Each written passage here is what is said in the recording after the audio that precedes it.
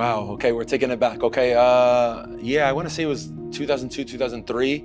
I was training with one of my best friends' team. He was a club coach in Orange County, U19 team. I would just go to stay fit and, enjoy the session. And he kind of stepped down, like he had to go take another job, another employment opportunity.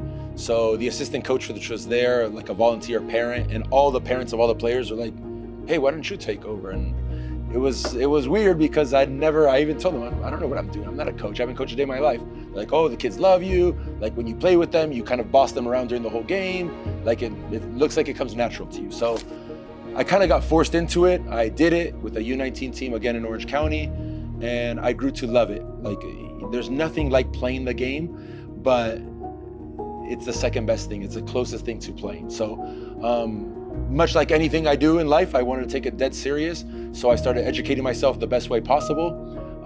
In those times, in my opinion, with my Argentine heritage, the most dominant national team in the world at the time was Argentina, who had just failed at the 2002 World Cup, but had a coach that played a ultra dominant style, vertical, aggressive. It didn't matter the opponent, it didn't matter the venue, home or away.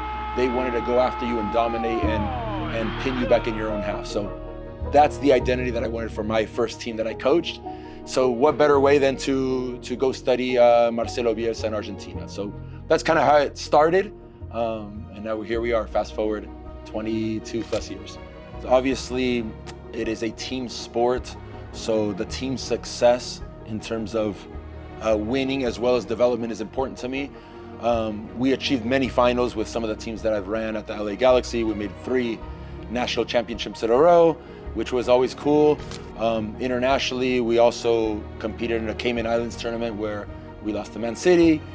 But I take more pride in the player development and seeing them advance.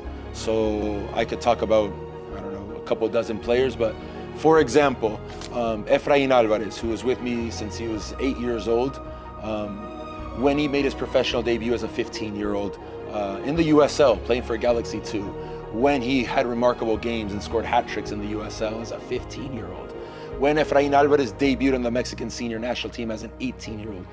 These are moments that it's weird, the enthusiasm and the sentiment that one feels when like one of your own makes those steps in the professional game. So I could say the same about Ulises Llanes debuting at the Galaxy Stadium as an 18-year-old for the men's national team.